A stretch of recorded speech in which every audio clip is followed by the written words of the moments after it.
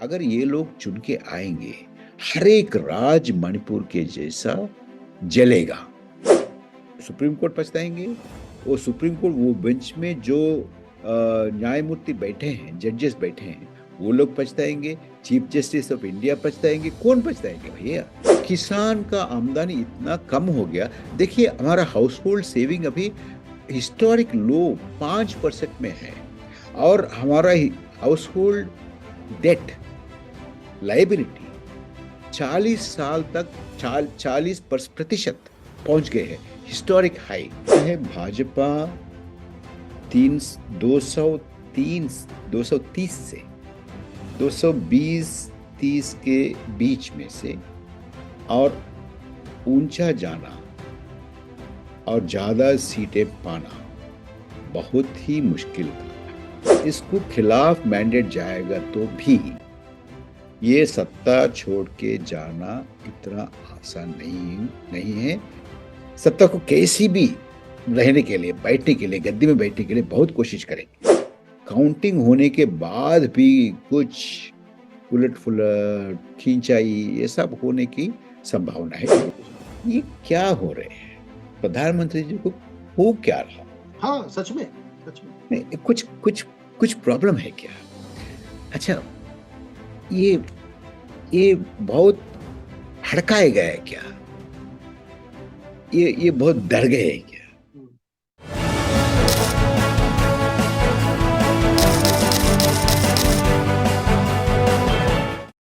नमस्कार. Hello and welcome to my show. My name is Manoj Rastogi. As you know, we always invite intellectuals, independent voices, स्वतंत्र आवाज, जो आज के लोकतंत्र में बहुत जरूरी है। मुझे आज हमारे साथ हैं श्री परकला प्रभाकर. आप पहले भी उन्हें हमारे चैनल पे मिल चुके हैं, देख चुके हैं. डॉक्टर परकला प्रभाकर, आपका स्वागत है. सबसे पहले नमस्कार. नमस्कार मनोज जी. डॉक्टर परकला प्रभाकर की इंट्रोडक्शन हमने पिछली बार भी दी है, और पिछले कई महीनों से वो पूरे देश का दौरा कर रहे हैं. उनकी किताब The Crooked Timber of New India already अंग्रेजी में, तमिल में और कई दूसरी भाषाओं में आ चुकी है. हिंदी के दर्शकों के लिए भी ये हमारी जानकारी है कि उसका हिंदी संस्करण राजकमल से शीघ्र ही, शायद ये इंटरव्यू आप तक पहुंचने तक, वो किताब जो है मार्केट में आ जाएगी. और परकला जी लगभग पूरे देश में अपनी किताब के लिए, अपने व्याख्यानों के लिए, कई उनकी टिप्पणियों ने सुर्खियां भी बनाई है देश में, खासतौर पे जबकि चूंकि हिंदुस्तान में अभी वो दौर नहीं आया है कि हम लोग स्वतंत्र चिंतन को स्वीकृति दे पाए. तो चूंकि परकला जी की जो पत्नी है हमारे देश की वित्त मंत्री हैं, तो बहुत बार लोगों का ये आश्चर्य होता है, ये अचरज होता है कि परकला जी के बयानों को उनके साथ भी जोड़कर लोग देखते हैं. तो परकला जी, सबसे पहले मैं जानना चाहूंगा आपसे कि आप पूरे देश में इस बीच में घूम रहे हैं. आप चेन्नई गए, आप कलकत्ता गए, आप मुंबई गए, आप बेंगलोर गए, आप हैदराबाद में तो आप रहते ही हैं, और बाकी जगह भी आपने दौरा किया. तो वहां आप लोगों से मिले, और आपने जिस तरह की टिप्पणियां आपने की, कमेंट्स किए, किस तरह का आपको माहौल दिख रहा है चुनाव में? मनोज जी, बहुत धन्यवाद मेरे को आपके शो में दोबारा वेलकम किया. मैं आपके शो में आने के लिए मेरे को बहुत दिलचस्पी है. I like it. धन्यवाद. आप बहुत ऊंचा तरफ से प्रेजेंट करते हैं. It's so nice. Thank you. मेरे को लगता है भाजपा 230 से 220-30 के बीच में से, और ऊंचा जाना और ज्यादा सीटें पाना बहुत ही मुश्किल काम है. ये आ, मेरा ऑब्जर्वेशन है. हो सकता है उसका संख्या और कम भी हो सकता है, क्योंकि आज देश में मैं बहुत जगह घूम रहा हूँ. आप जो जैसे आपने बोला था, जी मैं जी. कलकत्ता गया था, हिमाचल गया था, चंडीगढ़ गया था, दिल्ली गया था, गुजरात गया था, साउथ में सारे गया था. मेरा मेरा मेरा किताब बहुत सारे लैंग्वेज में आ चुकी है. जी. तो इस दौरा के बाद में बहुत लोगों को मिलने के बाद, बहस करने के बाद मेरे को ये लगता है कि देश में अभी ये मोदी फटीग आ गया है, मोदी थकाव आ गया है। जी जी। बहुत हो गया उसको देख के, उसका बात सुन के जब भी वो बोलता है वो बोलेंगे बोलेंगे अभी तक आपको 2 साल के बाद ऐसा करेंगे, 3 साल के बाद ये दे देंगे, 4 साल के बाद वैसा आपको उस रास्ते में ले जाएंगे, ऐसी विकास कर लेंगे 5 साल के बाद, ऐसी बोलते रहे। और जो वादे 2014 में 2019 में जो किए थे वो अभी तक तो फुलफिल हुई नहीं। जैसे बेरोजगार के बारे में, रोजगार कल्पना के बारे में, और आमदनी किसानों का 2 गुना करने के बारे में, ये बहुत बहुत काला धन बाहर से लाने का, और हमारे अकाउंट में, मेरे अकाउंट में भी 15 लाख, 15 लाख, 15 लाख। 15-20 लाख हमारे डिपॉजिट करने, ये सब बहुत लोग अभी याद कर रहे हैं। और देखिए वो कोविड के दौरान क्या हुआ वो भी याद कर रहे हैं। काला धन वापस लाना चाहिए कि नहीं लाना चाहिए? भाइयों बहनों, मैंने ठान के रखी है, अगर आप मुझे आशीर्वाद देंगे, मौका देंगे, मैं पाई पाई वापस लाऊंगा। पहले ये रुपये किसी के बिस्तर के नीचे छुपे हुए थे, किसी के बोरे में भर करके रखा हुआ था। ये नोटबंदी लगी, ये सबको बाहर आना पड़ा। ये जो चोर लुटेरों के पैसे विदेशी बैंकों में जमा है ना, इतने भी हम रुपये ले आए ना, तो भी हिंदुस्तान के एक एक गरीब आदमी को मुफ्त में 15-20 लाख रुपए यूं ही मिल जाएगा। कि अगर हम चुन करके आएंगे तो 100 दिन में महंगाई कम करेंगे। कहा था ना, डीजल का क्या हुआ, पेट्रोल का क्या हुआ? मित्रों, गैस हो, पेट्रोल हो, डीजल हो, हर प्रकार से महंगाई बढ़ रही है कि नहीं बढ़ रही है?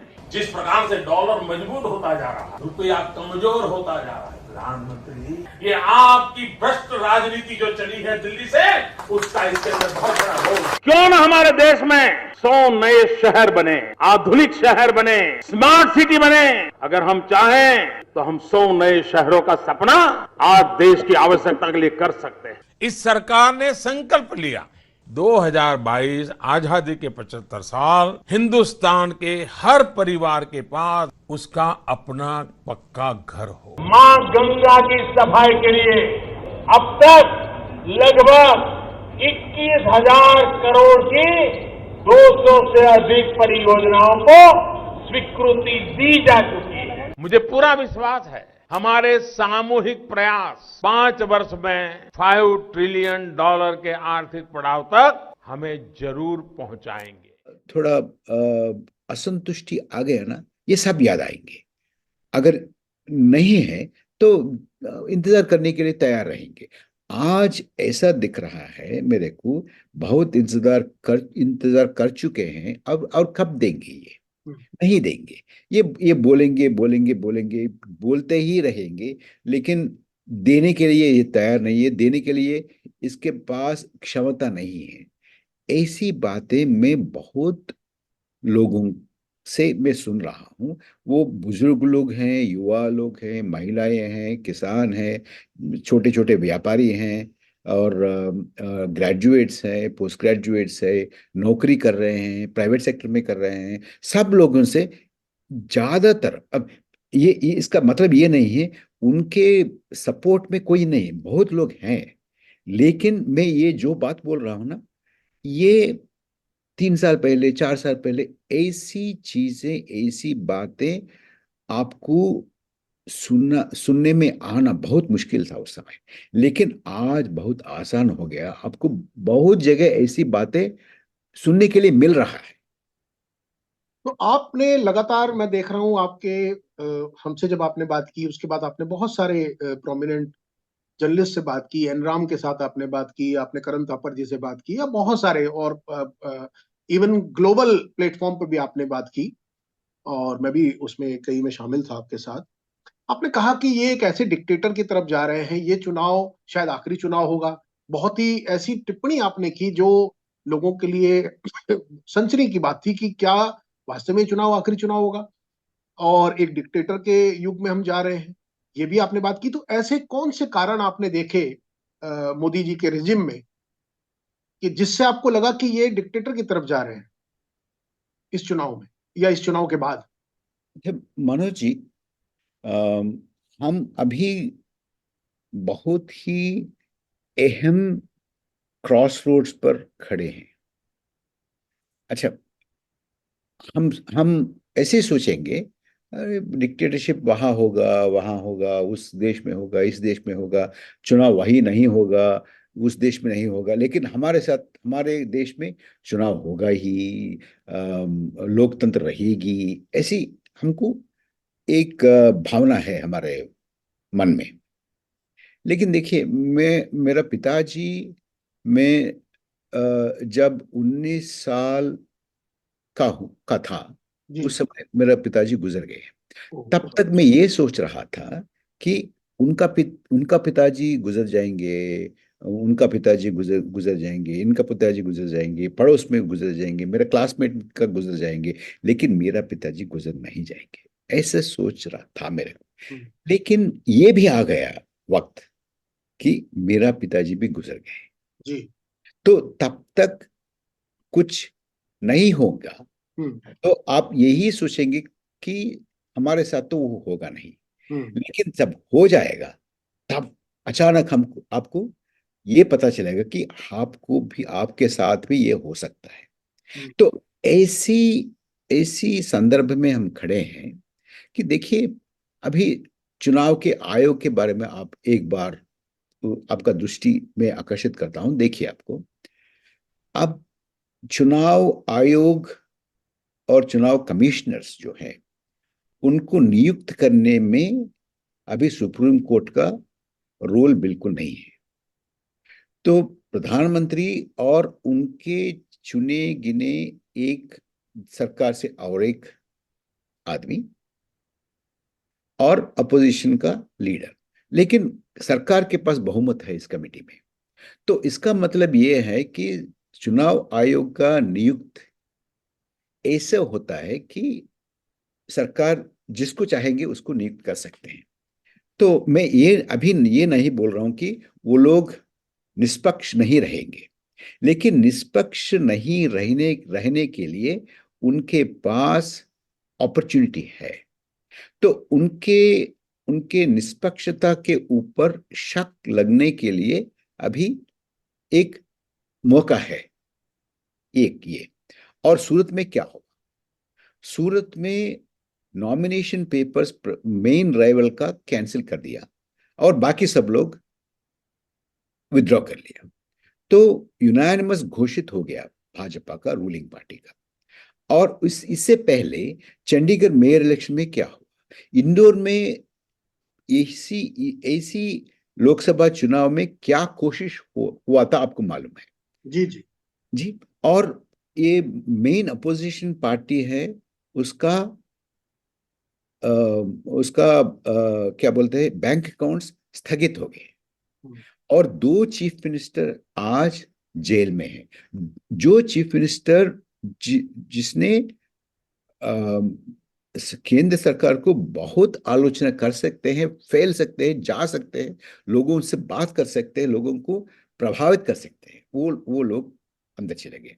और आप देखिए, ये इलेक्ट्रल बॉन्ड, इसके इसके इलेक्ट्रल बॉन्ड के कारण ये इतना इतना लेवल प्लेइंग फील्ड चले गए हैं। और भाजपा के पास इतना ज्यादा पैसे हैं और विपक्ष के पास पैसे कम है, और जो भी वो भी स्थगित हो गए हैं। तो देखिए, और और लोकसभा में, राज्यसभा में कुछ चर्चा हो रहा है क्या? हमारे यहाँ अ, 3 कृषि का कानून लाए हैं, 3 मिनट भी उनके बारे में चर्चा नहीं हुई नहीं। है। और इसका विड्रॉल भी हो गया जो लोग उसको उसको खिलाफ है, वो लोग एजिटेट कर रहे हैं, उसके साथ क्या क्या किया सरकार, क्या क्या बातें किए। 700 से ज्यादा किसानों का मृत्यु भी हो गए हैं। और ये लोकतंत्र है क्या? और उसको विड्रॉ किया। उस विड्रॉ करने करने के समय में भी चर्चा नहीं हुई। और centre state relations, physical relations, financial relations कैसा है, आप सब जानते हैं। जो जो जो जो सरकार, जो राज्य सरकार इनके साथ नहीं है, जहां डबल इंजन सरकार नहीं है, उनका फिनेंशियली बहुत ही उसका टाइट चल रहा है। जो जो जो फाइनेंसेस उनके पास जाना है केंद्र से, वो नहीं जा रहे हैं, देर से जा रहे हैं। ये सब कुछ है। तो फेडरलिज्म प्रॉब्लम में है, और लोकसभा राज्यसभा प्रॉब्लम में है, और कानून ऐसा पारित हो रहे हैं बिल्कुल बिना बहस, बिना चर्चा। और चुनाव आयोग का नियुक्ति कैसा हो रहा है, चुनाव कैसा हो रहा है, चंडीगढ़ में कैसा हुआ था, सूरत में कैसा हुआ था, और इंदौर में कैसा होने के लिए कोशिश हुई थी, आप सब जानते हैं। और इतना इतना विपक्ष के नेताओं के ऊपर इतना दबाव है, ईसी का, ईडी का और सीबीआई का इतना दबाव है। कुछ लोग उनका उनका दल छोड़ के भाजपा में चले गए हैं। कुछ दल प्रेशर के अंडर इनका गठबंधन में भी ज्वाइन हो गए। ये सब क्या क्या आपको इंडिकेशन क्या करता है? इंडिकेशन ये है कि ये डिक्टेटरशिप के ओर बहुत बहुत आगे चल चुकी है। और परकाला साहब अरे, लेकिन परकाला एक एक ही बात मनोज जी, हमारे हमारे राष्ट्रपति से गवर्नमेंट का, प्रधानमंत्री जी का व्यवहार कैसे है आप जानते हैं। हम्म, और राम मंदिर छोड़ दीजिए, उसको थोड़ा सा आप बाजू में रख लीजिए। सांसद भवन, हम्म, पार्लियामेंट बिल्डिंग, चूंकि पार्लियामेंट का कॉन्स्टिट्यूशन में डेफिनेशन ये है कि लोकसभा, राज्यसभा और प्रेसिडेंट ऑफ इंडिया, ये तीनों मिलकर पार्लियामेंट, कॉन्स्टिट्यूशन में डेफिनेशन है। उसका एक अहम हिस्सा president of India. President of India को ना बुला के आप पार्लियामेंट भवन का उद्घाटन, और पहले उद्घाटन, अब और पहले उसका क्या बोलते हैं, शंकुस्थापन, शिलान्यास, तिलम फाउंडेशन। फाउंडेशन, फाउंडेशन उसमें भी तब राष्ट्रपति जी का कुछ भूमिका नहीं है। हाँ, ग्राउंड ब्रेकिंग में भी नहीं थी। ग्राउंड मेकिंग में नहीं है, इनॉग्रेशन में नहीं है, कहीं नहीं है। आप एक एक आप देखिए। और प्रधानमंत्री जी, आप पत्रकार से बात करते नहीं, अकाउंटेबल रहते नहीं। राम और मंदिर के उसमें भी नहीं थे। राम वो मंदिर में भी नहीं है। विपक्ष को तो बोल रहे हैं कि विपक्ष को इनवाइट किया, विपक्ष नहीं आया, लेकिन हाँ, प्रधान राष्ट्रपति जी को नहीं बुलाया राष्ट्रपति गया। जी के इनविटेशन तक भी नहीं है ना। तो ये सब अब देखने के बाद भारत प्रजातंत्र अभी भी इतना ज्यादा नहीं है, बहुत कम है। और इसके बाद अगर अगर यही दल फिर चुन के आएंगे, यही प्रधानमंत्री, यही नेतृत्व फिर चुन के आएंगे, तो मेरा ये फियर है, मुझ में एक डर है कि अब देश में फिर से ये अगर चुन के आए तो फिर से चुनाव होने का चांस, संभावना नहीं है। परकला जी, लोग ये कहते हैं कि चूंकि आप लेफ्ट लीनिंग पॉलिटिक्स से जुड़े रहे, आप चंद्रबाबू नायडू जी के साथ जुड़े रहे, आपने चिरंजीवी जी जब पार्टी बनाई तो उनका कहना है कि परकला साहब जो हैं वो जेएनयू से निकले हैं और शुरू में भारतीय जनता पार्टी की युवा इकाई से आप जुड़े रहे, उसके बाद आपका मोह भंग हो गया, कहीं आपको एकोमोडेट नहीं किया, तो ये बेसिकली आपकी ग्रज है, बेसिकली आपका ये आइडियोलॉजिकल स्लांट है। उनका कहना है कि भाई उनके पास कुछ और नहीं है, इसलिए वो आलोचना कर रहे हैं। और उनकी दलील है कि आप पुराना जरा इतिहास उठाइए, कांग्रेस ने 50 बार से ज्यादा आर्टिकल 356, जिसके तहत चुनी हुई निर्वाचित सरकारों को भंग किया जाता था, सस्पेंड किया जाता था। तो वो कह रहे हैं कि देखिए, आप दलील देखिए कि हमने एक भी सरकार को भंग नहीं किया, एक बार भी आर्टिकल 356 नहीं किया, लोग फ्री स्पीच तो है। इस पर आपकी क्या टिप्पणी हो? देखिए, ये राजनीति, ये 2 या 3 या 4 या 10 पार्टियों के बीच में जो खेल, ऐसा नहीं देखना चाहिए। ये कांग्रेस ने ऐसा किया, भाजपा ऐसा किया, आरजेडी ऐसा किया, सपा ऐसा किया, भाजपा ऐसा किया, कम्युनिस्ट पार्टी ऐसा किया।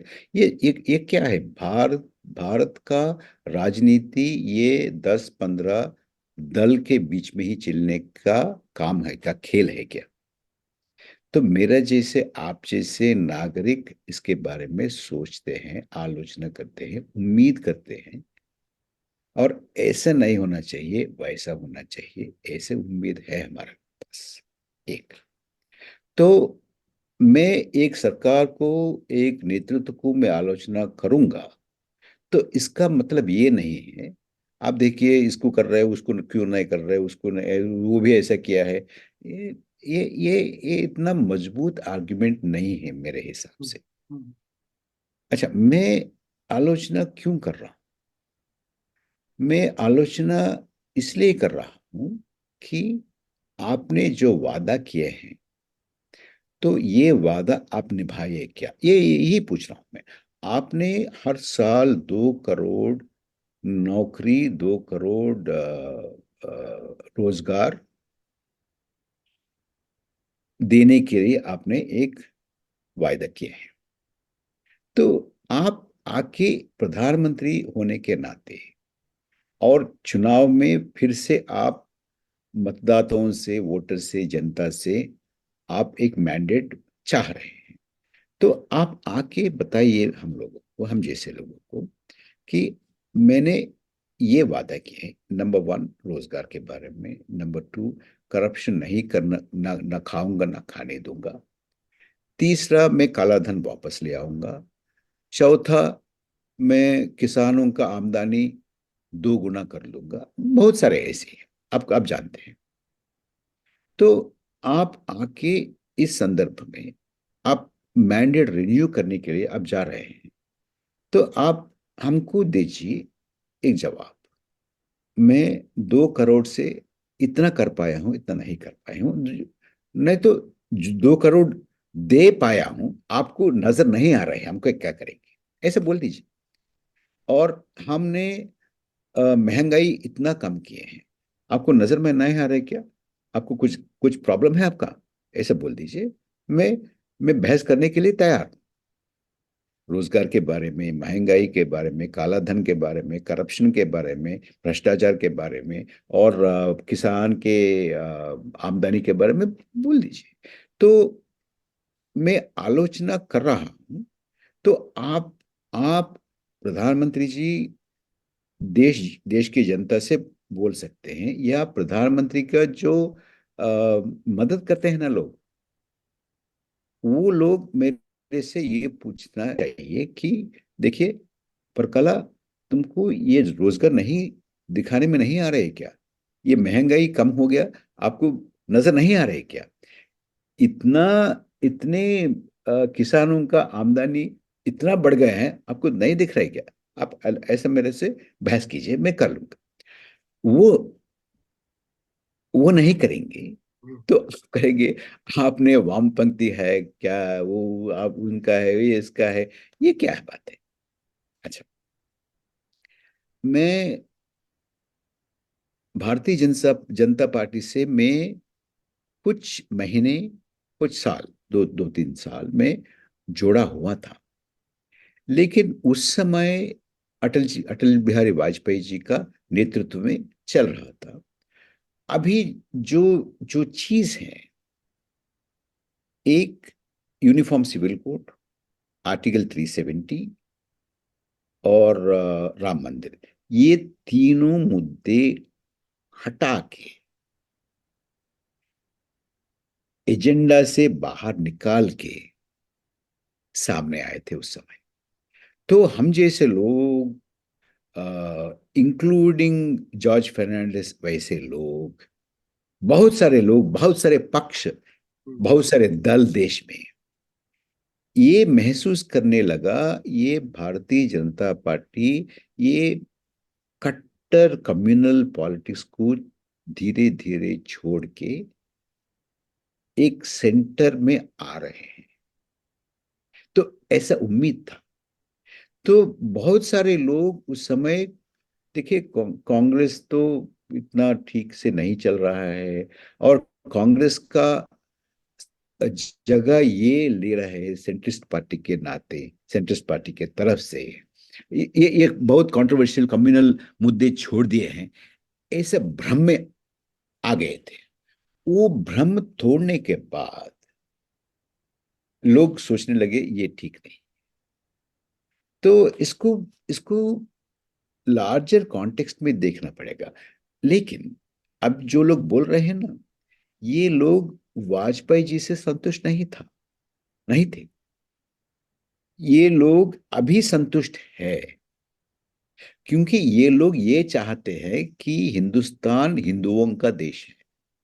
हिंदुस्तान में सब कोने कोने में राम जप होना चाहिए, नहीं तो हिंदू देवी देवताओं को जप होना चाहिए। मंदिर बनाना चाहिए, विश्वविद्यालय नहीं। तो ऐसी लोग हैं ना, ऐसे लोग बोलते हैं। तो अभी अभी अभी ऐसा चल रहा है कि अभी इतना इतना माहौल ऐसा हो गया। अभी भारतीय जनता पार्टी ने अटल बिहारी वाजपेयी को भी भूल गए हैं, अम, संगठन को पूरा भूल गए हैं। अभी अभी बीजेपी का जिक्र कहीं सुन रहे हैं क्या आप, मनोज जी? बोलिए। मोदी की देखिए गारंटी। देखिए देखिए, ये एनडीए का सरकार था नहीं, बीजेपी सरकार भी था नहीं, ये मोदी सरकार है। और अभी नारा ये है कि फिर से मोदी सरकार, भाजपा सरकार नहीं है, एनडीए सरकार नहीं है। और ऐसी लोग भी है अभी, उम्मीदवार रहे हैं अभी, जो जो लोग बोल रहे हैं कि भारत को आजादी 2014 में मिला है। हाँ, ऐसे लोग भी हैं। ऐसे लोग। और उससे पहले जो जो नेतागण थे, including Vajpayee, tallest leader of their own party, he is not a person. देखिए उनका, आप देखिए घोषणा पत्र, देखिए वो घोषणा पत्र नहीं है, वो मोदी का गारंटी है। वो दल का घोषणा पत्र नहीं, गारंटी है। एक आदमी का गारंटी है, एक व्यक्ति का गारंटी है। और ये 73 पेज का एक दस्तावेज है। उसमें आप देखें तो आपको 50 फोटोग्राफ्स मिलेंगे एक व्यक्ति का। और दूसरा, आपका नेतागण, आपके पूर्व प्रधानमंत्री का कहीं जिक्र है क्या? नहीं, तो देखिए ये क्या है? वो तो आप सही ये कह रहे हैं। तो पूरा व्यक्ति केंद्रित हो गई हाँ। है। जिस चीज से तो भाजपा शुरू हुई थी कि हम व्यक्ति पूजा नहीं करेंगे, तो वहीं पर क्या? भाजपा वापिस आ गई तो है। वो क्या सारी करें? चीजें जिनको भाजपा ने, आपको तो याद होगा गोविंदाचार्य जी ने उस समय, जिस समय का जिक्र आप कर रहे हैं, उस समय गोविंदाचार्य जी के ही स्टेटमेंट से पूरी कंट्रोवर्सी खड़ी हुई थी कि वाजपेयी हमारा मुखौटा है, फजार्ड है, और आडवाणी हमारा रियल हार्ट और रियल स्ट्रेटेजिक माइंड है। मतलब उन्होंने लेकिन अभी मनोज जी, अभी अडवाणी जी लिबरल जैसे दिख रहे हैं ना। You're right, you're right. तो देखिए, अच्छा, अगर आप प्रधानमंत्री को आप आलोचना करेंगे, तो इसका मतलब ये लोग ये निकालेंगे ये भारत का खिलाफ है, हाँ, ये वो देश तो के खिलाफ है। ये दिल्ली हाई कोर्ट के एक जज साहब ने ये बात कह दी कि प्रधानमंत्री के खिलाफ साजिश करना देशद्रोह है, ट्रीजन। तो हालांकि वो कॉन्टेक्स्ट अलग रहा। ये क्या है? एक आप कहाँ ले आए हैं हम लोगों को? आप देखिए ना, अभी ये सवाल मैं पूछने ही वाला था आपसे कि जिस तरह की रिटोरिक, जिस तरह की स्पीचेस हैं, बाबरी ताला, मतलब मेटाफर देखिए, मुहावरे देखिए और सिमलीज देखिए। राम मंदिर पर बाबरी ताला लग जाएगा, मुसलमानों को मंगल सूत्र बांट देंगे, आपके घर में 2 भैंस जो होगी। लोग ज्यादा बच्चे पैदा हाँ, करते हैं, वो जो लोग ज्यादा बच्चे पैदा कर रहे हैं, बताइए, देखिए, घुसपैठियों को दे देंगे। तो और देखिए, अभी अच्छा, मैं अभी आपको एक एक बात मैं याद दिलाऊंगा। मेरे किताब में लिखा हूँ, और उसके बाद भी बहुत, अब शायद आपके आपके प्रोग्राम में भी ये बात मैं कहा होगा कि कुछ दिन के बाद अगर ये लोग फिर चुन के आए, तो आप ये डॉग विजिल के जैसा आप बातें सुन रहे हैं ना, उसको काटो, उसको मारो, उसको इकोनॉमिक बॉयकॉट करो, आप आपके घर में तलवार रखो, ये सब चीजें है ना, ये सब चीजें बहुत फ्रिंज एलिमेंट्स बोल रहे हैं आजकल। मैं उस समय ऐसा बोला था कि आज ये फ्रिंज एलिमेंट्स ये बोल रहे हैं, और प्रधानमंत्री और कोई जिम्मेदारी नेता भारतीय जनता पार्टी से ही या सरकार से इसको कोई खिलाफ, इसके ये बातों के खिलाफ कोई कुछ नहीं बोल रहे। नहीं, आपने जो कहा था वो भविष्यवाणी तो अभी पूरी हो गई, जो और आपने कहा था कि मैं लास्ट और में ये प्रधानमंत्री। मैं यही बोला था कि प्रधानमंत्री, आप ये ऐसी ऐसी बातें है ना, ये आप लाल किले से सुनेंगे, ऐसे बोला था मैं। बिल्कुल। लेकिन मैं ये नहीं रियलाइज किया था कि ये चुन के आएंगे, इंडिपेंडेंस डे स्पीच में ऐसा आएगा, ऐसा बोल रहा था, लेकिन आज ही आ गया ना। हाँ, ये तो उससे भी पहले हो गया, प्रीपोन हो गया। बहुत बहुत बहुत प्रिपन हो गया। तो ये डर की बात है। अब देखिए, मैं ये बोल रहा था कि अगर ये लोग चुन के आएंगे, हर एक राज मणिपुर के जैसा जलेगा, हम्म। ये बोल रहा था मैं। चुनाव नहीं होंगे उधर तक बोल के मैं रोका नहीं। मैं ये भी बोला था कि मणिपुर के जैसा सिचुएशन हर एक राज्य में होगा, हर एक राज्य में मणिपुर जैसा, हर एक राज्य मणिपुर जैसा जलेगा, इतना खतरनाक। बड़ी भयानक आप की भविष्यवाणी या आपका आपकी चेतावनी है। मैं भविष्यवाणी तो नहीं कहूंगा, आपकी चेतावनी है कि यस। अब मैं देखिए, एक चीज मैं बोलना चाहता हूं मनोज जी, ये सब कुछ बोलने का मेरे को मन नहीं करता, पसंद नहीं है ऐसे बोलने का। मेरे देश के बारे में मैं अच्छा सोचना, देखिए मेरे देश के बारे में, मेरे देशवासियों के बारे में मैं अच्छा सोचना मैं चाहता हूं। लेकिन 82 करोड़ लोग फ्री राशन सरकार दे रहे हैं, इसके बारे में मैं अच्छा मैं फील कर सकता हूं क्या? और 24% हमारे युवा बेरोजगार है आज। मैं अच्छा इसके बारे में मैं अच्छा नहीं, फील कर सकता हूं क्या? नहीं कर सकते। किसान का आमदनी इतना कम हो गया। देखिए, हमारा हाउस होल्ड सेविंग अभी हिस्टोरिक लो 5% में है, और हमारा हाउस होल्ड डेट लाइबिलिटी 40 साल तक 40% पहुंच गए हैं, हिस्टोरिक हाई। इसके बारे में मैं अच्छा फील कर सकता हूं क्या? तो अच्छा फील करने का, मेरे मेरे को अच्छा फील करने का उम्मीद है। लेकिन कैसे कर सकता हूं? अगर ये बात मैं उठाया तो ये लोग बोलेंगे ये खिलाफ है, उनका खिलाफ है, देश का खिलाफ है। देश का खिलाफ नहीं है, देश अच्छा रहना चाहिए, हमारे युवाओं को रोजगार मिलना चाहिए, हमारे किसानों को आमदनी ज्यादा होना चाहिए, काला धन नहीं होना चाहिए, डेमोक्रेसी होना चाहिए, हमारा प्रधानमंत्री देश से बात करना चाहिए, आप जैसे पत्रकारों से बातचीत करना देखिए, चाहिए। अभी तो उन्होंने इंटरव्यू देने शुरू किए लगातार, वो दैनिक थांती को, एशियन नेट को, ये TV18 को, टाइम्स नाउ को, लगभग हर सैटरडे संडे में। ये भी बड़ी अच्छी स्ट्रेटेजी है। लोग ये बता रहे हैं कि मनोज जब जी चुनाव प्रचार। मनोज जी, ये इस समर आ गया ना, हम्म। कोई पूछा क्या प्रधानमंत्री जी से आम कैसे खाएंगे वो? अभी तो प्रधानमंत्री जी पत्रकारों को पानी पीने की सलाह दे रहे हैं कि आप पानी पीजिए देखिए ज्यादा। देखिए ऐसी 10 साल आप सत्ता में रहने के बाद आपको पत्रकारों को फेस करने का आपको करेज नहीं है क्या? बोलने के लिए आपके पास कुछ नहीं है क्या? आप आप आप अभी चुनाव ये चुनाव में आपका मैंडेट रिन्यू करने के लिए आप लोगों को सामने आ रहे हैं। आप एक रिपोर्ट कार्ड नहीं दे सकते क्या?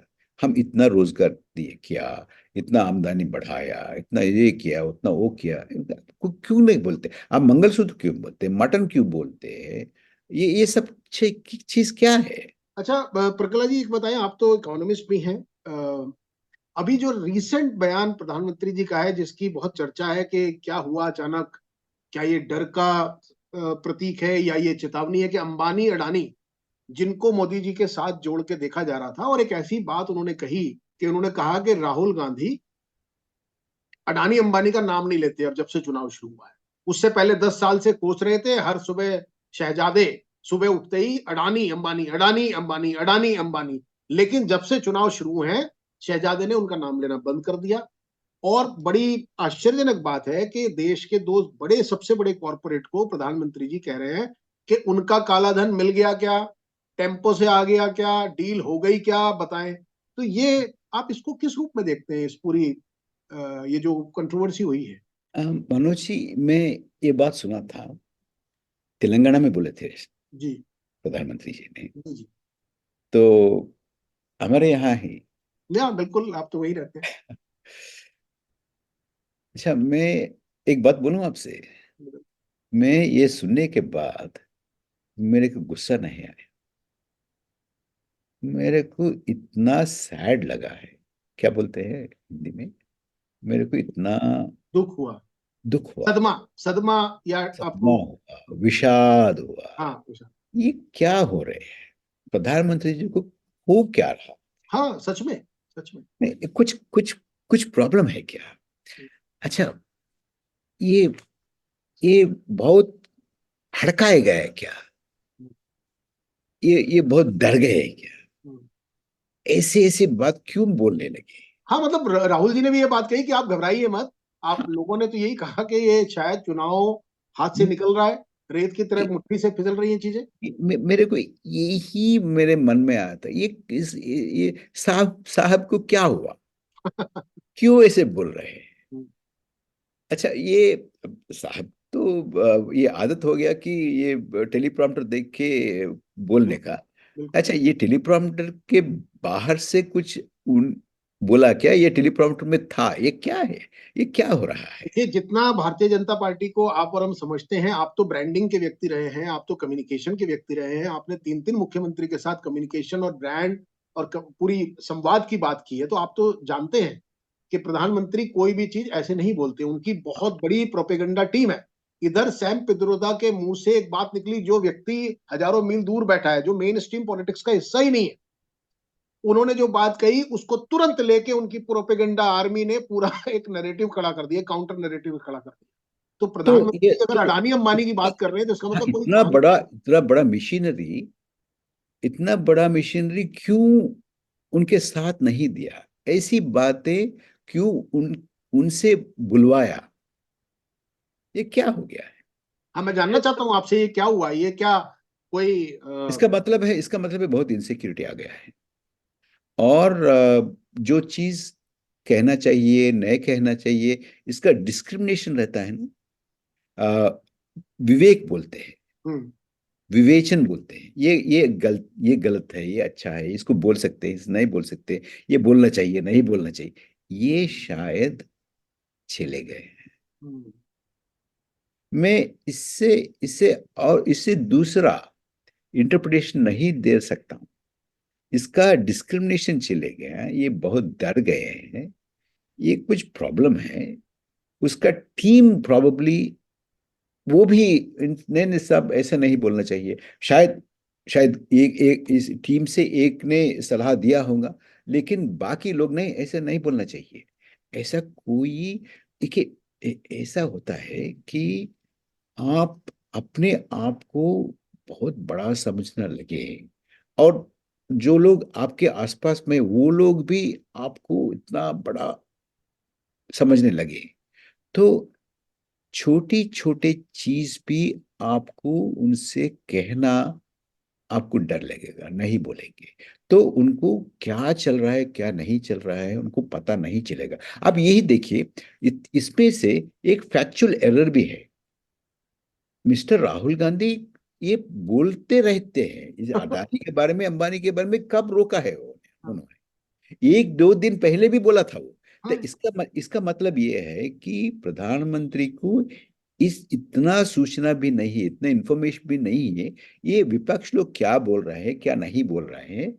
ये कुछ कुछ बातें छोड़ दिए हैं, कुछ बातें नया उठाए, ये भी मालूम नहीं है। वो उनका शायद वो 2019 इलेक्शन कैंपेन का उनका दिमाग में है, वही बोल रहे हैं शायद। लगता है कि जो आपने भी बात कही वहां से मैंने क्यों लिया है कि या तो इस समय प्रधानमंत्री एक जो आइवरी टावर की सिचुएशन होती है ना, आत्ममुग्धता की, सेल्फ ग्लोरिफिकेशन की हाइट होती है, जहां आदमी बिल्कुल एक उसमें पहुंच जाता है सेल्फ बिलीफ में कि अब मैं ही सब कुछ हूं, तो उसने अपनी मशीनरी को भी डिस्काउंट कर दिया हाँ, और वहां आप एक्सपोज हो गए, वहां आप एक्चुअली हो गए एक्सपोज, क्योंकि ये भी पहले हो सकता मशीनरी आपको डेटा देती थी, मशीनरी आपको एक टारगेटेड एक पूरी कम्युनिकेशन स्ट्रेटेजी के तहत बताती थी कि ये बोलना है, इसको एड्रेस करना है। पिछले 3 बयान अगर मैं देखूं और आप इसको शायद कंफर्म कर पाए, आप रोशनी डाल पाए, 3 बयान उनके ऐसे हैं जिनके लिए किसी 10वीं क्लास के बच्चे को भी जरूरत नहीं है, उसको समझ आ जाएगा अगर वो सामने रख के देख लेगा भाई ये क्या है और ये क्या है। तो उन्होंने बोला कांग्रेस के मैनिफेस्टो में वेल्थ डिस्ट्रीब्यूशन लिखा है, कांग्रेस के मैनिफेस्टो में लिखा है हम आपकी प्रॉपर्टी लेके बांट देंगे। है। मुसलमानों को बांट हाँ देंगे। बांट देंगे, मुसलमानों को बांट देंगे। मुसलमान कौन? जिनके बच्चे ज्यादा हैं, जो घुसपैठिए हैं, इन्फिल्ट्रेशन करके आए हैं। और मनमोहन सिंह ने पहले कहा था कि हम सारा कुछ लेके मुसलमानों को दे देंगे, डिस्ट्रीब्यूट कर देंगे। अब प्रधानमंत्री के स्तर का व्यक्ति ये डर फैला रहा है, जो इतने सारे लोगों ने उनको वोट दिया है, उनका वोट परसेंटेज देखिए तो वो लोग प्रधानमंत्री को ग्लोबल लीडर मानते हैं, G20, जो दूसरे देशों की जंग रुकवा सकते हैं। विश्व गुरु मानते थे ना। हाँ विश्व गुरु, जो बिल्कुल बिल्कुल विश्व गुरु। और वो मन की बात में बच्चों से संवाद करते हैं, वो यूट्यूबर्स को जाके बताते हैं, इनोवेटिव आपके आपके स्टेट में आके वो डिजिटल फार्मिंग की बात करते हैं, बैम्बू लगाने की बात करते हैं। तो इससे पहले के अगर आप बयान देखें तो आपको एक नजर आएगा कि भाई ये बड़ा व्यक्ति बहुत मिटिकुलसली बात करता है, बहुत बारीक दृष्टि है, बड़ा माइक्रो लेवल की बातें करते हैं, चाहे वो बैम्बू फार्मिंग की बात हो, चाहे वो यूट्यूबर। तो मतलब एक उन्होंने अपनी एक पूरी इमेज बनाई थी, एक परसेप्शन बनाया था। अब सडनली जो बात आप कर रहे हैं वो लगता है यार ये क्या हो रहा है, ये झूठ तो 2 मिनट में पता चलेगा। अब राहुल गांधी के बयान सबके सामने है, 7 मई को राहुल ने बोला, अप्रैल में बोला, मार्च में बोला, एक मतलब इसी चुनाव में कम से कम राहुल जी की 10 ऐसी वो है किसी मीटिंग में, तो ये झूठ तो 1 सेकंड में एक्सपोज हो गया। अब बाबरी ताला ये कैसे हो जाएगा? अरे भाई राम मंदिर की बात हो गई, जो पक्षकार है मुस्लिम पक्ष का, उन्होंने खुद बोल दिया वहां दूसरी मस्जिद बनने जा रही है, सुप्रीम कोर्ट का डिसीजन आ चुका है। तो सडनली ये बाबरी ताला कहां से आ जाएगा? इसके लिए तो कोई ज्यादा इंटेलिजेंस की जरूरत नहीं है। जी। तो ये जो 3-4 चीजें आई हैं, तो ये आप, मुझे लगता है कि वो अब आउट ऑफ सिलेबस, उनको लगता है जो वो बोलेंगे वही लोग मान लेंगे। हाँ, अहम ब्रह्मास्मि की जो एक स्टेट ऑफ माइंड होती है, शायद आप ज्यादा अच्छे से बता देखिए, पाएंगे। आप ब्रांडिंग का जिक्र भी किया था। इतना ब्रांडिंग हो गया। अच्छा, ब्रांडिंग करते हैं नेताजी, कर नेता नेता लोग करते हैं और प्रोडक्ट के बारे में करते हैं, आप जानते हैं। तो उसको, जिसको आपने ज्यादा पॉपुलैरिटी बनाना है, उसके बारे में थोड़ा सा एग्जैजरेट करके अतिशय करके अब बताएंगे, ठीक है।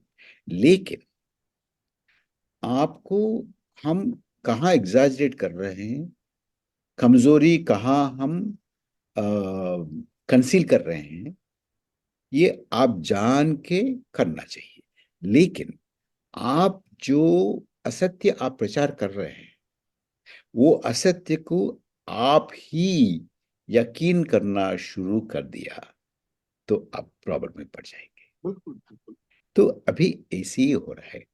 खुद प्रधानमंत्री जी ने अपने आप के बारे में बहुत ज्यादा बोलते थे, अभी यकीन वही कर रहे हैं। वो साहब का लोग, आसपास में जो लोग हैं, वो भी पहले उनके बारे में ज्यादा बोलते थे, उसको पॉपुलैरिटी बनाने के लिए, ठीक है, करते हैं।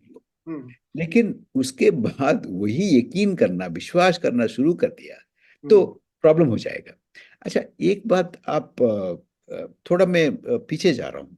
जी। कुछ लोग, आपने शायद आपने इसको बोलने के लिए थोड़ा हेजिटेट किए होंगे।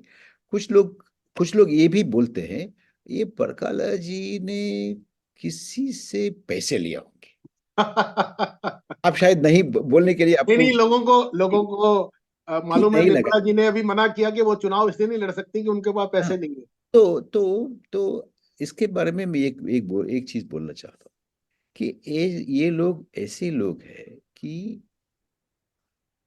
ये यकीन नहीं कर सकते हैं कि एक आदमी, एक नागरिक देश के बारे में सोचते हैं और देश के भलाई चाहते हैं और देश की भलाई के लिए एक रिस्क भी ले सकते हैं और देश के भलाई के लिए विदाउट एक्सपेक्टिंग एनीथिंग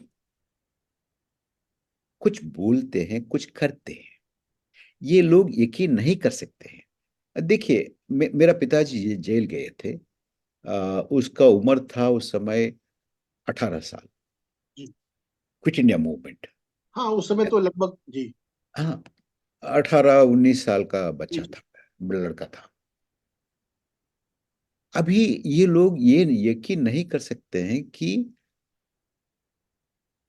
एक लड़का ने देश के लिए जेल भी जाने के लिए तैयार था उस समय। हम्म हम्म। अ, ये लोग अब सोचते हैं इसको क्या मिला होगा, ये क्या उम्मीद करके गया होगा। कुछ उम्मीद किया नहीं, कुछ मिला नहीं, कुछ कहने के लिए नहीं, कुछ खाने के लिए कुछ भी नहीं है। हम्म। लेकिन ये हो सकता है कुछ लोगों के मन में, हम देश के लिए कुछ भी करने के लिए तैयार है हम, और कुछ भी खोने के लिए तैयार है। कुछ पाने के लिए जरूरत नहीं है, सिर्फ देश के लिए सोचते हैं, कुछ भी करने के लिए तैयार है। ये सोच ये लोग समझते नहीं। मैं क्या करूं? एक चीज और बताइए प्रकला साहब कि जुडिशरी इस समय बहुत महत्वपूर्ण मुकाम पर है चेक एंड बैलेंस के लिए, जो लोकतंत्र में सारी चीजें हो रही हैं, क्योंकि आम आदमी किसके पास जाए। तो ऐसी परिस्थिति में जुडिशरी की इंडिपेंडेंस को लेकर भी बात चल रही है। आप इस पूरे लोकतंत्र के जो लोकतंत्र का ढांचा है, उसमें जुडिशरी के रोल को आप किस रूप में देखते हैं? मैं इतना कह सकता हूं कि आजकल जुडिशरी का इंडिपेंडेंस, आजकल जुडिशरी का ये अहम भूमिका है। एग्जीक्यूटिव और सिटीजन के बीच में अगर टेंशन हो तो सिटीजन को प्रोटेक्ट करना स्टेट के अगेंस्ट में जुडिशरी का सबसे बड़ा रिस्पॉन्सिबिलिटी है, जिम्मेदारी है। तो अगर इस दृष्टिकोण से आप देखेंगे तो जुडिशरी का रिकॉर्ड इतना सेटिस्फैक्टरी नहीं है। इतना इधर तक मैं बोल सकता हूं। अब देखिए, हम देखिए आलोचना नहीं कर रहे हैं, मैं एक स्पष्ट कर दूं, आपने चूंकि मुझसे कहा, कि हमारा अभिप्राय जुडिशरी की आलोचना कतई नहीं है।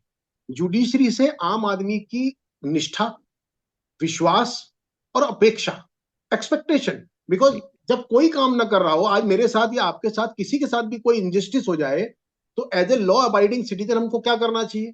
हमको जुडिशरी की शरण में जाना पड़ता है। साहब, इन्होंने मेरा, रूल ऑफ मैंने लॉ, एक मकान, rule of law. Rule of law, उस दृष्टिकोण से मेरा कहना है कि संस्थाएं अपना काम ना करें। अब इलेक्शन कमीशन अगर ना करे तो मैं कहां जाऊं? नागरिक कहां जाए? जी। दोहरे मापदंड तो नहीं हो सकते। तो उतनी ही बात मेरे को तो पूछनी है। अब देखिए, मैं दो तीन चीज आपके सामने में रखता हूं। एक, चुनाव आयोग का नियुक्ति में पहले भी जिक्र बता किया। चुके हैं, बात कर चुके हैं, बिल्कुल। तो इसके बारे में हमारे जुडिशरी क्या सोच रहे हैं? उनका उनका उनका उनका रोल पूरा निकाल दिया गया है। एक, दूसरा, अभी जो बेंच है, अभी जो सुप्रीम कोर्ट है, उसके बारे में नहीं बात कर रहा हूं। अब देखिए, 2018 से लगातार इलेक्ट्रल बॉन्ड का डिसीजन हियरिंग ना किया सुप्रीम कोर्ट ने। इसका क्या मतलब, क्या है? क्या मतलब निकाल सकते हैं इसके बारे में? और राफेल का एक एक अब सरकार ने एक सील कवर दे दिया, हो गया। और पेगासस के बारे में इतना बड़ा इनिशियल ऑर्डर दिया था हमारे सुप्रीम कोर्ट ने, और उसके बाद एक कमिटी अपॉइंट किया था। ये कमिटी ये एक सवाल सरकार से पूछ के उनसे एक आंसर, जवाब नहीं ले पाया। ये है कि आपने पेगासस सॉफ्टवेयर खरीदा या नहीं खरीदा, बस। इस्तेमाल किया या इस्तेमाल नहीं किया, मनोज जी के ऊपर इस्तेमाल किया या नहीं किया, इतना डिटेल्स नहीं है। आप खरीदा या नहीं खरीदा, ये भी ये कमिटी ने सरकार से जवाब नहीं ले पाया। इसका क्या मतलब है? इसका मतलब ये है कि सरकार जुडिशरी से कुछ परवाह नहीं करते हैं और जुडिशरी इसको सहते हैं। ये दूसरी बात। अच्छा, इलेक्ट्रल बॉन्ड के बारे में मैं आपको एक याद दिला दूंगा कि इलेक्ट्रल बॉन्ड असंवैधानिक घोषणा की है सुप्रीम कोर्ट ने। अच्छा, अब देखिए, हमारे हमारे पॉलिटिकल लाइफ में आप बहुत प्रधानमंत्रियों को, मुख्यमंत्रियों को देखे हैं। हम्म, तो किसी फैसला कोर्ट से आते ही नेता लोग सरकार में होंगे, वो नेता लोग क्या बोलते हैं? जो कोर्ट ने फैसला सुनाया उसको हम रेस्पेक्ट। रेस्पेक्ट करते हैं। ऐसा बात सुना है क्या आपने? बहुत सुना। इलेक्ट्रल बॉन्ड के बारे में सरकार, प्रधानमंत्री से कोई भी ये नहीं बोला। इसको हम। अच्छा, एक दूसरा, ये फैसला आने के तुरंत एक तमिल चैनल को प्रधानमंत्री जी ने इंटरव्यू बिल्कुल। दिया और उसके बाद एएनए को भी दिया। ये हम्म, दोनों इंटरव्यू में प्रधानमंत्री ये बोला कि जो लोग इलेक्ट्रल बॉन्ड को आलोचना कर रहे हैं नाच वो रहे हैं वो बाद में पछताएंगे। पछताएंगे। उसका क्या मतलब है? ये सुप्रीम कोर्ट पछताएगा? वही है ना, उसको उसको दोष दिखाया, उसको उसको असंवैधानिक बताया। अम, सुप्रीम कोर्ट पछताएंगे। वो सुप्रीम कोर्ट, वो बेंच में जो न्यायमूर्ति बैठे हैं, जजेस बैठे हैं, वो लोग पछताएंगे। चीफ जस्टिस ऑफ इंडिया पछताएंगे। कौन पछताएंगे भैया? मैं पछताऊंगा और मनोज जी पछताएंगे। ये हम तो ठीक, हम तो इतना अहम नहीं है ना। नहीं, हम लेकिन तो हम लोग। आम आम है, अहम नहीं है। लेकिन सुप्रीम कोर्ट पछताएगा क्या? वो बिकॉज सुप्रीम कोर्ट ने इसको अनकॉन्स्टिट्यूशनल, असंवैधानिक बताया। तो इसका क्या मतलब है? इसका मतलब ये है कि एग्जीक्यूटिव, प्रधानमंत्री और गवर्नमेंट आजकल कोर्ट के बारे में बिल्कुल परवाह नहीं। मैं परवाह आपको थोड़ा सा नहीं। याद दिलाता हूँ, जब जिस दिन ईवीएम और वीवीपैट का फैसला आया था सुप्रीम कोर्ट से, जस्टिस खन्ना और जस्टिस दीपांकर दत्ता जी की बेंच ने वो डिसीजन दिया था कि कोई 5% ही जो पर्चियां मिलाई जाएंगी, कोई बैलेट पेपर से नहीं होगा, जर्मनी हम हिंदुस्तान में लागू नहीं हो सकते, जो दलीलें थी। प्रधानमंत्री जी ने तुरंत 1 घंटे बाद अपनी रैली में कहा कि यह विपक्ष के मुंह पे करारा तमाचा है, तो बहुत करारा तमाचा है। अच्छा, अगर हाँ, ये विपक्ष के मुंह में ये करार दमाचा है, तो इलेक्ट्रल बॉन्ड का जजमेंट क्या है? मैंने ये पूछा था और मैं आपको वही याद दिला रहा हूं, मैंने ये बात हाँ, पूछी थी अपने वीडियो में। मैंने उसके साथ एक उनकी क्लिप लगाई 15 दिन पहले। प्रधानमंत्री जी बरेली में एक प्रमोद स्वामी करके हैं, प्रमोद कृष्णन, उन्होंने कल्की का मंदिर बनाया, कल्की धाम का, तो प्रधानमंत्री जी उसके शिलान्यास पे गए। वहां प्रधानमंत्री जी ने कृष्ण और सुदामा का एनोलॉजी देते हुए पुरानी, और ये बोला कि भैया आज की तारीख में अगर सुदामा कृष्ण को मिलने आते और थोड़े से चावल लाते और कृष्ण स्वीकार कर लेते, और देखिए। अगर वीडियो होती, और अगर वो PIL, public interest litigation, supreme court में चली जाती, तो कृष्ण को भ्रष्टाचारी घोषित कर दिया जाता। ये सीधा उन्होंने, क्योंकि तब ये मामला इलेक्शन बॉन्ड का स्वीकार हुआ तो था। ये प्राइवेट दो दोस्त के बीच में जो हो रहा है, इसको और सरकार और कंपनियों के बीच उद्योगपति। में हो रहा है, उसका उसका उसका उसका डिफरेंस नहीं है क्या यही मैं प्रधानमंत्री कहना के चाह रहा हूँ, नाप में? ये क्या है? ये क्या चल यही रहा कहना चाह रहा हूँ। स्ट्रेटेजी बनाई।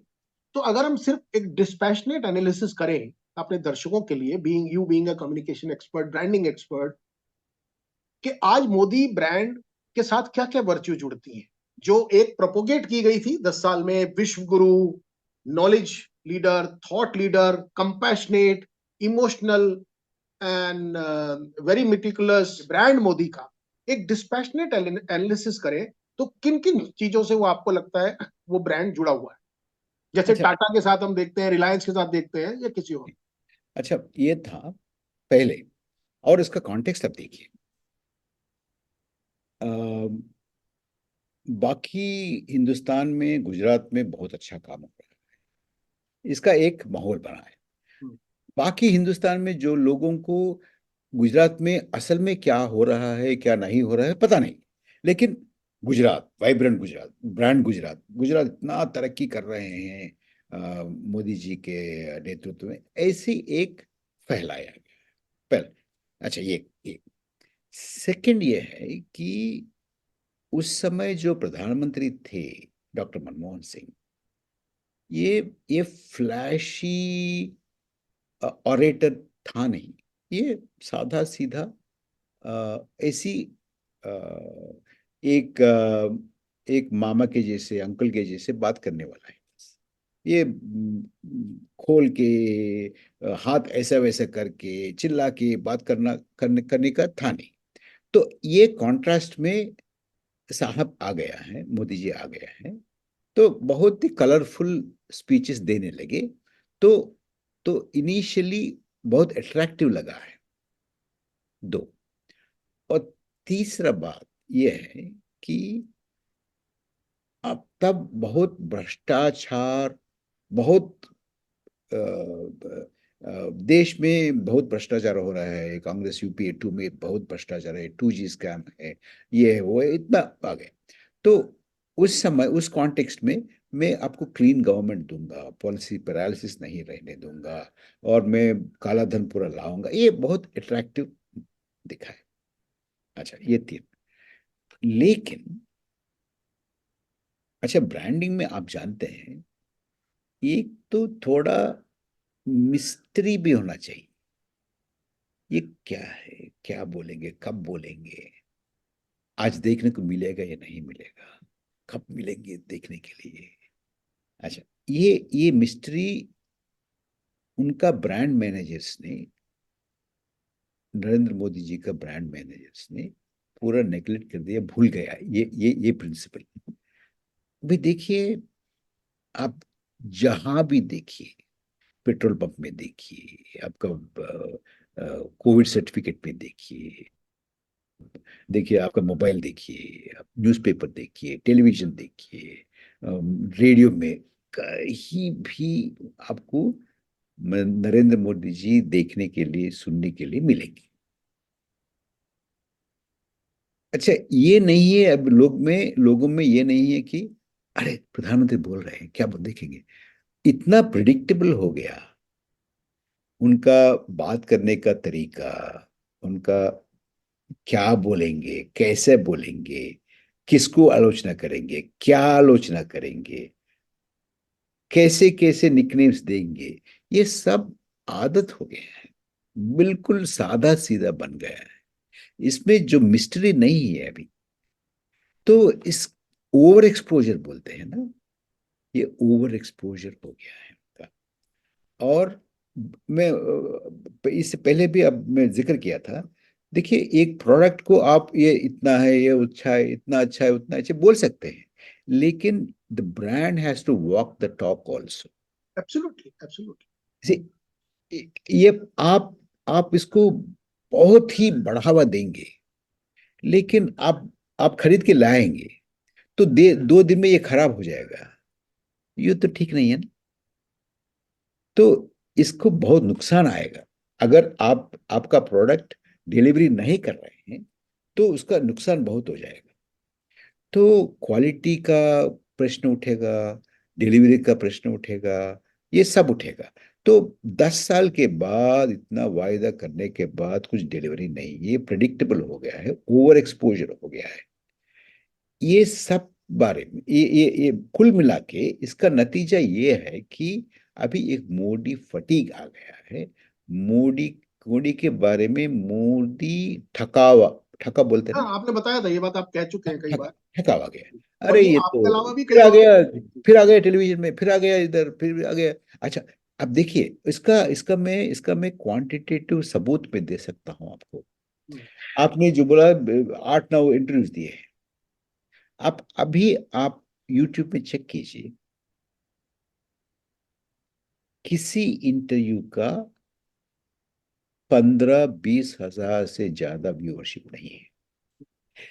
आप कल्पना कर सकते हैं क्या कि नरेंद्र मोदी जी का television appearance, YouTube appearance is not able to garner even 15-20 thousand views? 15-20 हजार से ज्यादा व्यूज प्राइम मिनिस्टर का इंटरव्यू, प्राइम मिनिस्टर का अपीयरेंस को नहीं मिल रहा है। आप कल्पना कर सकते हैं क्या? लेकिन ये हकीकत है। अच्छा, आपका शो अभी हम बात कर रहे हैं ना, आप उसको पब्लिश करेंगे, एक दिन में 50-60 हजार लोग देखेंगे, लेकिन क्यों प्रधानमंत्री का इंटरव्यूज का क्यों लोग नहीं देख तो रहे वो हैं? आपकी बात से मैं एग्री करता हूँ। जब प्रिडिक्टेबिलिटी आ जाती है, आपको जी। पता है कि भाई इस पर्टिकुलर उससे यही चीज निकलेगी। हालांकि शायद आपकी बात उन्होंने सुन ली है, इसलिए उन्होंने अनप्रिडिक्टेबिलिटी जो है लागू कर ली है। अडानी वाले बयान से उन्होंने आपकी बात पे सलाह मान ली है। लगता है आप वो टेलीप्रॉम्प्टर वाला नहीं कर रहे हैं। लेकिन वो गलत गलत हो गया ना। I know, I know. It I said this in a lighter way. Yes. हाँ, ऑफ कोर्स। देखिए, एक तरह से देखा जाए तो ये बहुत अच्छा, गंभीर और एक चीज है मनोज जी, ये मर्फीज लॉ है। हम्म, अगर कुछ एक एक चीज कुछ रॉन्ग जा सकती है तो जा सकती है, वो हम्म, जाएगी। हम्म, तो बिल्कुल। यही यही हमारे सामने अभी हमको देखने के लिए मिला है कि मोदी जी के बारे में कुछ चीज गलत हो सकती है, गलती रास्ते में जा सकती है, वो जा रही है, अभी शुरू हो गया है। जी, मुस्लिम समाज इसको किस रूप में देख रहा है? एक नैरेटिव पूरा बना था, सबका साथ सबका विकास का, और अचानक अचानक से, क्योंकि पूरा मोदी जी ने पहले कोशिश की थी कि भाई हम एक लार्जर पिक्चर की बात करेंगे, हमारा हिंदुत्व में मुसलमानों के लिए भी जगह है, आप राष्ट्रवादी बनिए, आप हमारे साथ आगे चलिए, एजुकेशन लीजिए। और फिर वहां से जैसे ही वो, और काफी बड़ी तादाद में लोग जुड़े भी हैं, उनको बहुत सारे मुस्लिम लीडर्स मिले भी हैं। आरिफ मोहम्मद खान आज केरल में गवर्नर है। आप देखिए कितने सारे लोग उनके साथ जुड़े हैं। और वहां से सडनली बाबरी ताला, घुसपैठी है, बच्चे ज्यादा पैदा करने वाला। तो इसका क्या रिएक्शन आपको लगता है? किस तरह का रिएक्शन आपको कुछ फील हुआ? आपको, आपके इतने आसपास लोग रहते हैं, आपका तो अच्छा कनेक्शन भी है। जी जी जी, मैं बात करते रहता हूँ, मिलते रहता हूँ। देखिए, एक चीज तेलंगाना में, हैदराबाद आसपास में, और मैं जहाँ जाता हूँ, कड़पा में बहुत मुस्लिम समुदाय के लोग जी, हैं, जी, गुंटूर में है, विजयवाड़ा में है,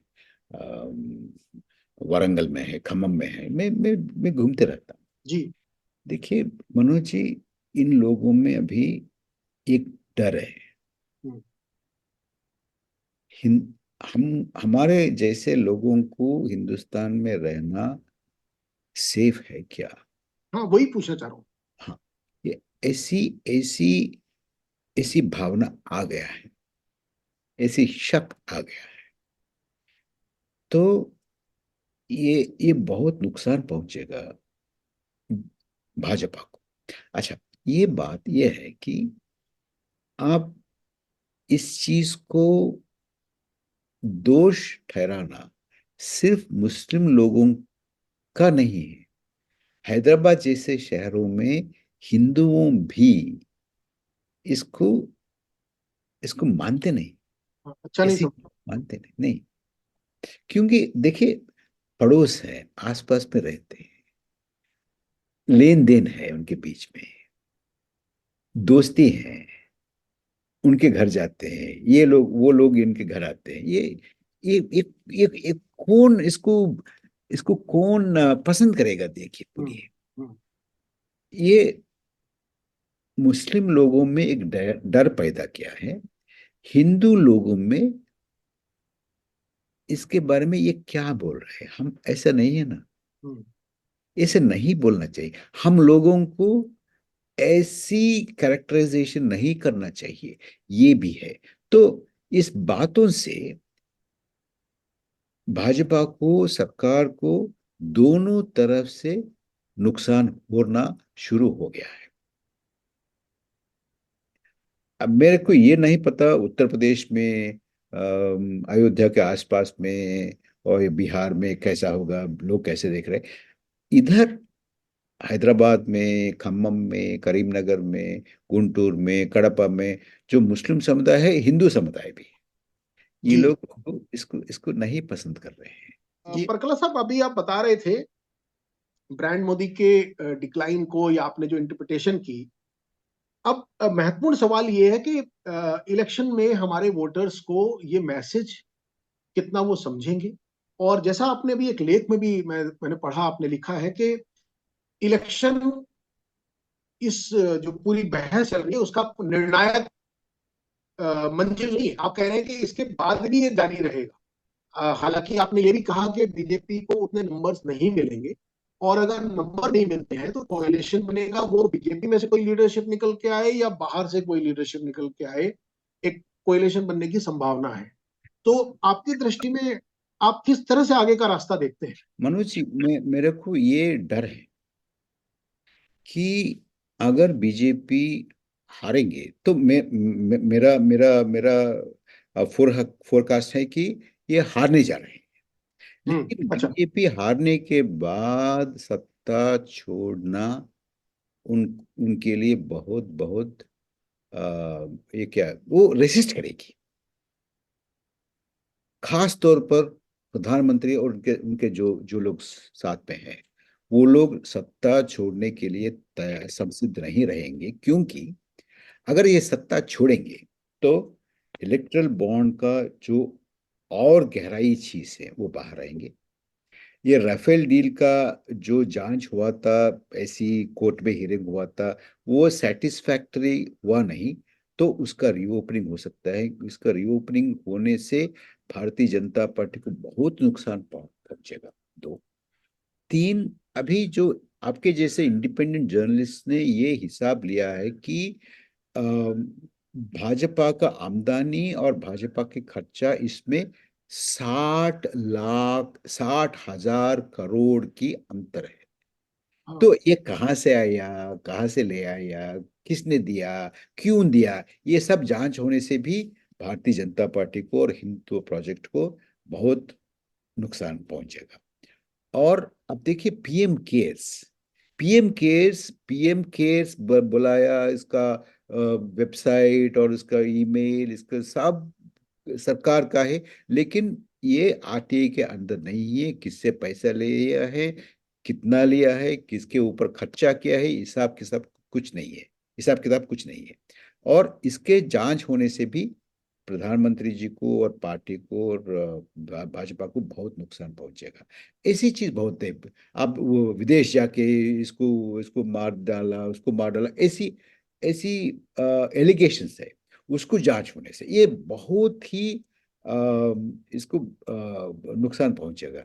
तो और 2025 में आरएसएस का सेंटिनरी ईयर भी है। आरएसएस सेंटिनरी ईयर में भाजपा सरकार रहना उनका इच्छा होगा नेचुरली। तो ये सब कारण, ये बहुत कारण है, इसी कारण, ये कारण से अगर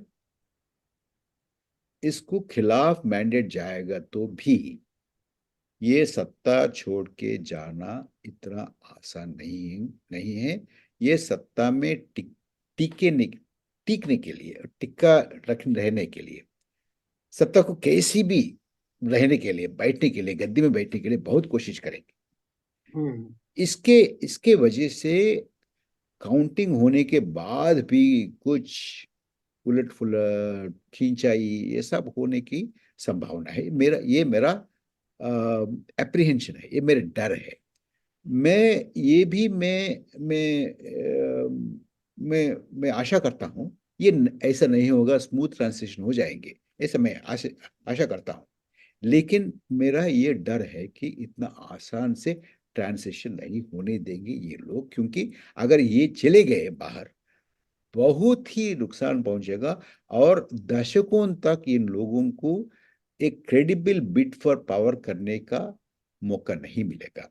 ये ये ये ये सिमिलर है कि महात्मा गांधी जी का असैसिनेशन होने के बाद इन लोगों का छवि इतना गिर गई, ये सीरियस पॉलिटिकल पावर कंटेंडर बनने के लिए डिकेड्स लगे। ऐसी चीज पहुंचने वाला है भारतीय जनता पार्टी के खिलाफ इस चुनाव के बाद। तो आप जो कह रहे हैं उसका अगर दर्शकों की आसानी के लिए मैं मेटाफर यूज करूं, तो क्या आप ऐसा कह रहे हैं कि हम लोग पाकिस्तान की तरह की सिचुएशन में पहुंचने वाले हैं, जहां इतनी अनस्टेबिलिटी है, जहां कुछ भी हो जाता है, किसी भी प्राइम मिनिस्टर को जेल में डाल देते हैं, फांसी चढ़ा देते हैं, मतलब कुछ भी कंट्रोल नहीं। जी, हो सकता है। मैं इसीलिए बोला था, जब तक ऐसा नहीं होते हैं, हम इस भ्रम में रहते हैं कि ऐसा हमको नहीं होता है। मेरा पिताजी तो गुजरते नहीं, उनका भी गुजरते, इनका गुजरते हैं, ऐसा ऐसा ऐसा भ्रम तो है। लेकिन आप उससे बाहर आके देखिए, अभी सिविल सोसाइटी, ये पॉलिटिकल पार्टी से होना संभव नहीं है। ये पॉलिटिकल पार्टी रेसिस्ट नहीं कर सकते। पॉलिटिकल वो एमपी खरीद सकते हैं, बेच सकते हैं, कुछ भी हो सकता है। इसलिए अगर सिविल सोसाइटी का जो मैंडेट दिया है वो ठीक से रिफ्लेक्ट नहीं हुआ किसी कारण से, जी। ईवीएम के फ्रॉड के कारण से या ईवीएम के बाद भी, बावजूद भी सत्तारूढ़ दल हार गए, फिर भी वो विकेट नहीं कर रहे हैं, बाहर नहीं जा रहे हैं, तो इसका मतलब ये है कि ये सिविल सोसाइटी इसके सामना करने के लिए तैयार रहना चाहिए। ये मेरा आइडिया है।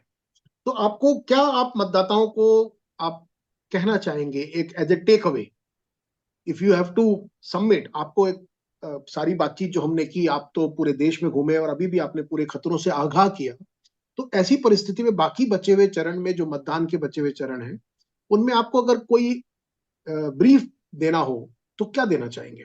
अच्छा, देखिए, मैं सीधा बोल दूंगा।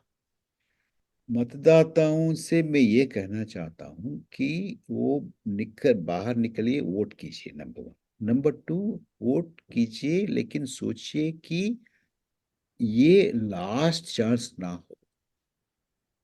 और जो मणिपुर में जो अभी स्थिति है, ऐसी स्थिति बाकी राज्यों में ना हो। तो इसका मतलब ये है कि आज जो सत्तारूढ़ दल है उसको पराजित करना आवश्यक है।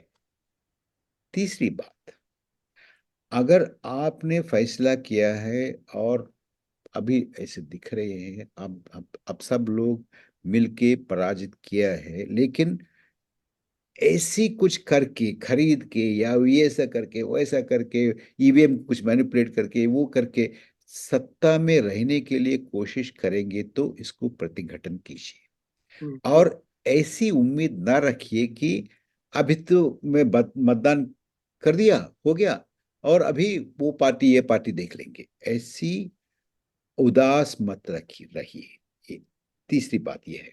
और चौथे बात ये है कि आप ये मत सोचिए कि अगर ये नेता नहीं तो कौन, वो दल नहीं तो कौन सी दल, ये गठबंधन नहीं तो कौन सी गठबंधन, ऐसी आप ऐसी दृष्टि से मत देखिए राजनीति को। राजनीति एक 4 5 10 नेताओं का खेल नहीं है, 10 राजनीतिक दलों की खेल नहीं है, 2 3 गठबंधन का खेल नहीं है। ये खेल, ये संघर्ष अभी सत्तारूढ़ दल और सरकार सरकार जो चला रहे हैं उसके और भारत की जनता के बीच में है ये लड़ाई।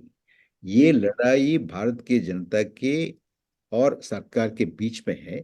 भारत के जनता के सामने कोई लीडर, कोई दल, कोई गठबंधन स्ट्रांग नहीं है। हार ही हो सकती है अगर मुकाबला जनता की और सरकार के बीच में है। तो ये मुकाबला के परिणाम ये होगा कि दल, सरकार, नेता हार जाएंगे। तो जी। हराइए। अच्छा, एक अंतिम सवाल प्रकला जी आपसे, आप सक्रिय राजनीति में अपनी कोई भूमिका देखते हैं? मतलब जो स्थिति चुनाव बाद की जैसी भी बनेगी, अभी तो आप अवेयरनेस की बात कर रहे हैं, एक तरह का बौद्धिक स्टिमुलेशन आप दे रहे हैं, आपने देश के सामने समस्या रख दी, उसको आप डिकोड कर रहे हैं, लेकिन आप तो राजनीतिक व्यक्ति रहे हैं, तो क्या सक्रिय राजनीति की कोई भूमिका देखते हैं आप चुनाव पश्चात? जी नहीं, एब्सोल्युटली नहीं। क्योंकि मनोज जी, मेरे सामने एक बहुत बड़ा रोल है, बहुत बड़ा कर्तव्य है। मैं ऐसा मानता हूं कि अभी अभी इतना जहर आ गया है समाज में, लोगों के दिमाग में, इसको ये जहर को बाहर निकालना एक चुनाव से, दो चुनाव से, सरकार बदलने से, नेता बदलने से होगा नहीं। और ये जहर निकालने का काम राजनीतिक दल नहीं कर सकते, तो ये सिविल सोसाइटी ही कर सकते हैं। तो मेरे रोल ऐसे देख रहा हूं कि ये जहर निकालने का काम सिविल सोसाइटी से करने के लिए, सिविल सोसाइटी से करवाने के लिए मैं जो कर सकता हूं वो मैं करने के लिए मैं सोच रहा हूं, बस। मतलब आप ये कह रहे हैं कि ऐसी कोई संभावना नहीं है कि चुनाव के बाद यदि कोलिशन की स्थिति बनती है तो आप जिन पार्टियों के साथ आपके रिश्ते रहे, चाहे वो चंद्रबाबू नायडू, आप इस बार तो वो भाजपा के साथ मिलकर चुनाव लड़ रहे हैं, आप कोई सक्रिय अपने लिए रोल नहीं दे? नहीं, बिल्कुल नहीं। और एक अंतिम मुझे इजाजत दीजिए, ये मेरे पर जिम्मेदारी है पत्रकार होने के नाते, क्योंकि आपके इंटरव्यू के बाद बहुत काफी पॉपुलर वो रहा मेरा पॉडकास्ट, और बड़े सारे दर्शकों की भी प्रतिक्रिया थी और सवाल भी था, कौतूहल भी था उनका कि आप घर में संतुलन कैसे बैठाते हैं। आपकी जो पत्नी है निर्मला जी, वो देश की वित्त मंत्री हैं, आप देश की आर्थिक नीतियों की, उनकी पार्टी की, प्रधानमंत्री की इतनी कड़ी आलोचना करते हैं, तो आपने अपनी किताब उनको भेंट की। लोगों का पूछना है कि अच्छा, क्या मनोज जी, ये सवाल जो आपने पूछा है ये सिलेबस से पूरा बाहर है, तो इसके बारे में टिप्पणी करने के लिए मैं तैयार नहीं हूँ, मैं नहीं ठीक है, करूँगा। मैं आपकी प्राइवेसी का सम्मान करता हूं और उम्मीद करता हूं, चूंकि हम एक ऐसे समाज में है कि लोगों की दिलचस्पी सोल्यूशन से ज्यादा इसमें होती है कि क्यों, आखिर क्यों। तो लेकिन मैंने अपना कर्तव्य पूरा किया। देखिए, जो दर्शक मेरे देख रहे हैं, मैंने ये सवाल, लोगों ने मुझसे कहा था, मैंने परकला साहब से पूछा। अब ये परकला साहब सार्वजनिक जीवन में है, ये उनका हक है कि वो किस सवाल को लेना चाहते हैं या नहीं लेना लेना चाहते। तो धन्यवाद डॉक्टर परकला। शुक्रिया जी। मैं आशा करता हूं कि जो आज हम लोगों ने चर्चा की उसके अंदर से जो चीजें निकली हैं, तो जो भी लोग देश में एक स्वस्थ, मजबूत, सशक्त और स्थायी लोकतंत्र चाहते हैं, वो उसमें से अपनी ओपिनियन बनाने के लिए इस विमर्श का, जो हमने इतनी देर विमर्श किया, आपने जो समस्याएं, जो आपने निष्कर्ष सामने रखे, उससे अपनी राय को समृद्ध करेंगे और एक सटीक निर्णय लेंगे। इसी आशा के साथ मैं आपका बहुत बहुत धन्यवाद करता हूं। और आपने जो भविष्यवाणी की है कि भारतीय जनता पार्टी को 220 230 भी नहीं मिले, आपने जो प्रिडिक्शन की है, देश भर में आप घूमे हैं, तो मैं 4 जून के बाद फिर आपसे इस बारे में चर्चा करूंगा। बहुत बहुत जरूर धन्यवाद। जरूर जरूर। बहुत बहुत धन्यवाद। और हिंदी में आपकी किताब, उसको उतनी ही सफलता मिले जितनी सफलता आपकी मातृभाषा में और दूसरी भाषाओं में मिली है। बहुत बहुत धन्यवाद बहुत डॉक्टर। शुक्रिया, बहुत शुक्रिया Manoj ji, thank you very much.